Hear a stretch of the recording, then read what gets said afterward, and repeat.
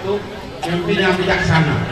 Banyak persoalan-persoalan tidak bisa diselesaikan karena kurang bijaksana di lapangan. Aceh tadi dua rentang itu, rentang kedua rentang itu apa? Iman dan takwa tadi jauh lebih kuat daripada hubungan persaudaraan.